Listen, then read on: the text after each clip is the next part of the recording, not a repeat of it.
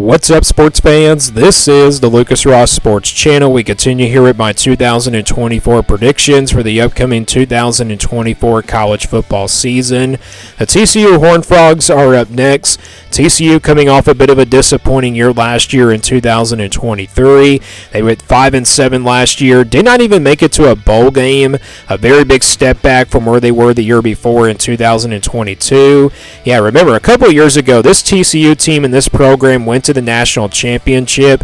It wasn't just a step back year for them. It was a very big step back. Again, they did not make it even come close to making it into a bowl game. Well, they did come close, but they did go 5-7.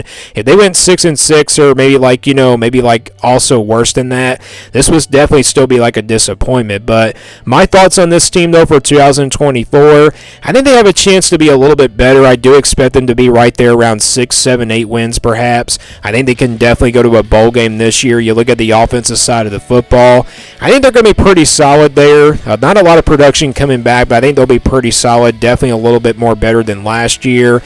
And then the defensively, I think they'll be really solid there. They do have a lot of experience coming back on the defensive side of the football. So both sides of the football, I think TCU should be pretty solid. So let's now get to the schedule here for 2024.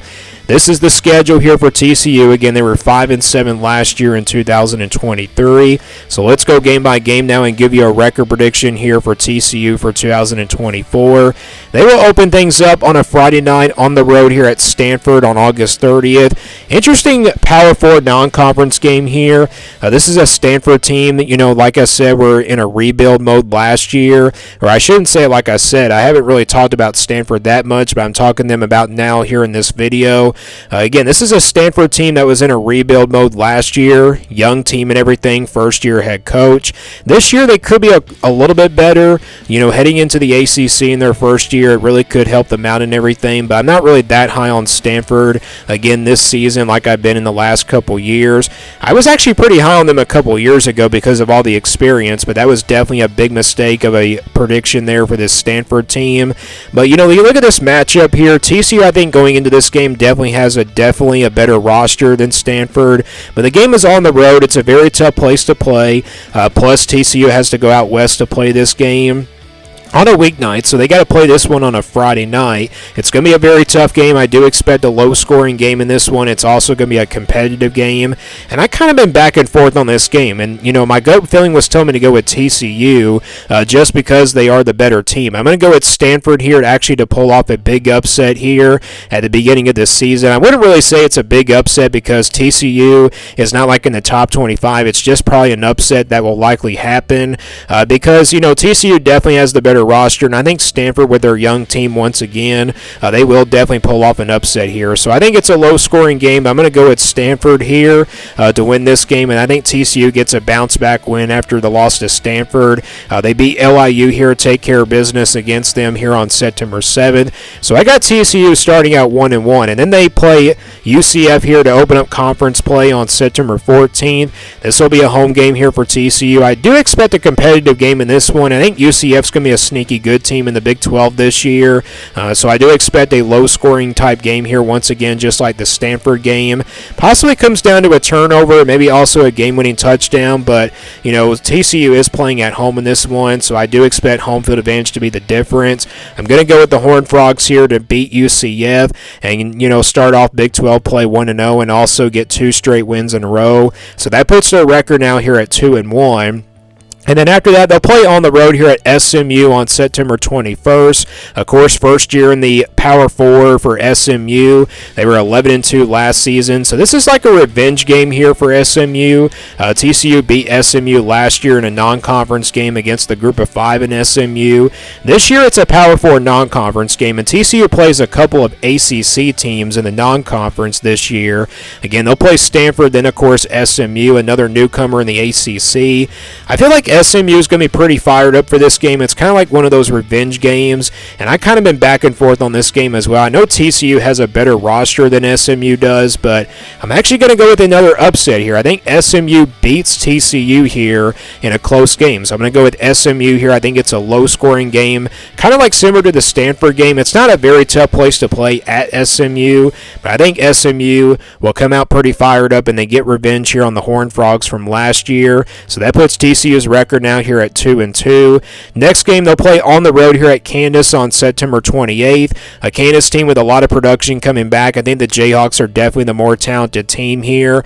And plus, they're playing at home, so I do expect a really good game here in this one. It's a very competitive game, but Kansas probably pulls away late in the fourth quarter and they get the win here. I think Kansas probably will run the football in this game as well.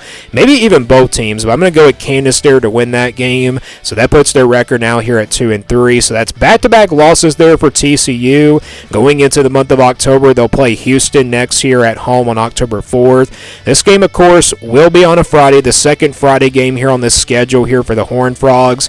I'm not really that high on Houston this year. I don't really think this team is going to be all that good. I think the future is definitely bright for them, but I'm going to go with TCU here to get a bounce-back win after 2 straight losses in a row. They get the win here over Houston for their second Big 12 game in this conference, and that puts their record now here at 3-3, and then they play Utah here on the road on October 19th. They get a bye week before playing this game, which I think is a really good spot for a bye week, but playing on the road at Utah, that's a very tough place to play. I do expect a very competitive game and a really good fight for TCU in the first half, but second half, I think Utah probably pulls away in this one. They're definitely the more talented team and definitely the more experienced team as well. I'm going to go with Utah here to knock off TCU and give them their fourth loss here of the season for 2024. So that puts TCU's record now here at 3-4. And then after that, they'll play Texas Tech here at home on October 26th. This will be a home game here for TCU. I think this is going to be a very good game. Could really go either way here between these two teams. Both of these teams are kind of considered like dark horse contenders in the Big 12 this year. And I think it's going to be a very competitive game. It kind of really comes down to who is the better dark horse contender in the Big 12 this season. But TCU playing at home in this one, I think home field advantage might be the difference here in this one. And again, I think every game in the Big 12 is going to be very competitive. So with that being said, I think this is another competitive game here for TCU. But they win this one. I think they bounce back after the loss to Utah from last week. So that puts their record now here at 4-4. They get to the month of November now. They'll play Baylor here on the road on November 2nd. A Baylor team that I don't think is going to be really good this year because they are coming off a disappointing year. And I'm kind of having a hard time figuring out how good this team is going to be.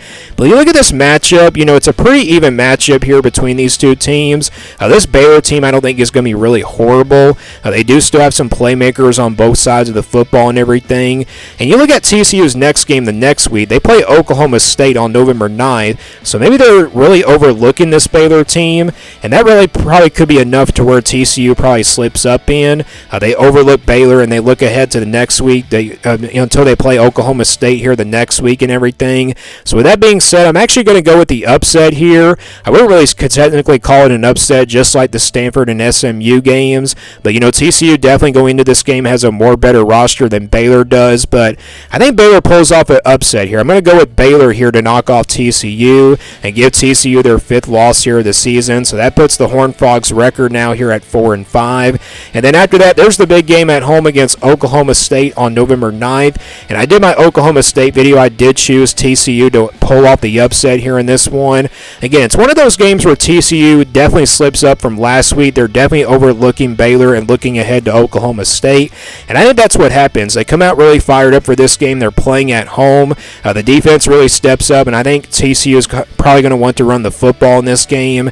And they wear down this Oklahoma State defense, so I'm going to go with the upset here. I think TCU upsets Oklahoma State.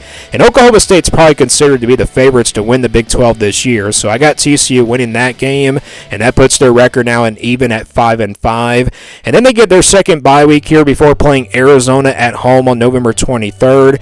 Another pretty even matchup here for TCU. After that game against Oklahoma State, they're probably still celebrating it and everything, but TCU and Arizona are both pretty even teams. Arizona with a first-year head coach and everything, don't know how good this team is going to be, but they're still going to be a top contender, even without those guys from last year and the same coach and everything. They'll still be a top contender in the Big 12, but I do expect a very competitive game in this one. TCU gets a bye week here in this one, so I think that bye week's going to help them out. And with them being at home, I think they beat Arizona here in a close game. It goes into the fourth quarter, and it really comes down to maybe like a late turnover, and it's also probably a game that probably can go either way as well. So I got TCU getting to a bowl game there with that win over Arizona, and then the final game of the season is on the road here at Cincinnati on November 30th.